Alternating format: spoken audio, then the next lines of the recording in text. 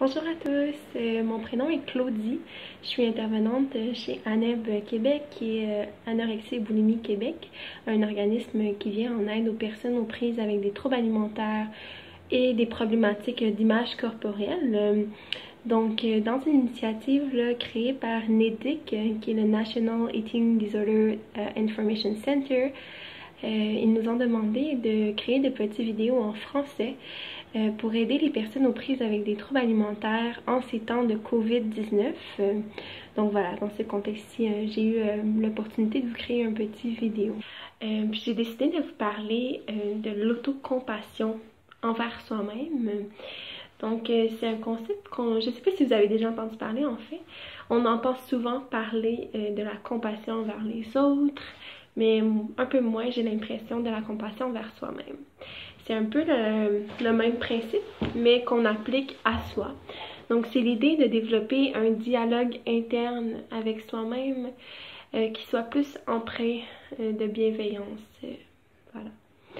Donc une composante importante de l'autocompassion, c'est justement cette idée-là de développer de la bienveillance envers soi-même.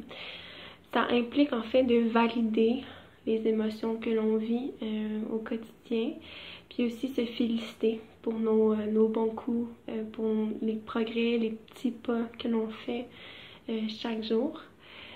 Donc ça peut prendre différentes formes, mais si par exemple, je peux vous donner un exemple, mais si je vis une journée vraiment difficile, que ça s'est vraiment pas bien passé, que j'ai pas eu l'impression de réussir ce que je voulais accomplir, une façon que je pourrais réagir, ce serait par exemple d'être très dur avec moi-même. C'est malheureusement quelque chose que souvent on peut faire. Donc ça pourrait prendre la forme là, de me dire « Oh mon Dieu, j'y arriverai jamais, comme je suis bonne à rien, ça n'a vraiment pas fonctionné. » Bon, ce genre de dialogue-là.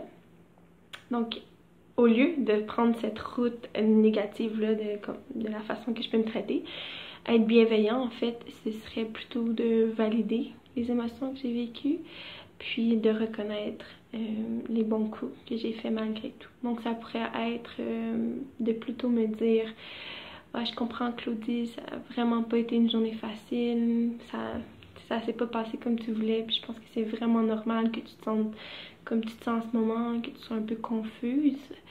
Mais honnêtement, comme je pense que tu as vraiment fait comme tu pouvais dans la situation, c'était vraiment pas évident, puis je te félicite juste comment t'as géré ça, même si tu penses pas que c'était la meilleure façon. Donc ce genre de shift-là, de dialogue interne, ça fait vraiment une grosse différence au quotidien, dans le sentiment de bien-être que l'on ressent, puis aussi dans la relation que l'on entretient avec soi au fil du temps. C'est clairement un exercice qui demande de la pratique.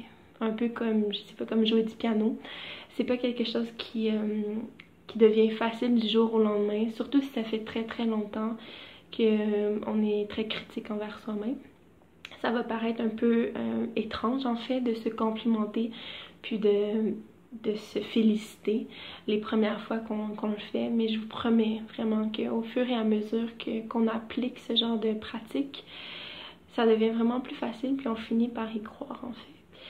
Donc voilà, je vous invite en fait à essayer là, au quotidien, si vous sentez que vous êtes un peu dur envers vous-même, d'essayer de changer ce dialogue-là, puis de l'amener vers plus de bienveillance et d'amour envers vous-même vraiment. Donc voilà, c'était tout pour ce petit vidéo. Je vous souhaite vraiment une belle journée, puis à la prochaine.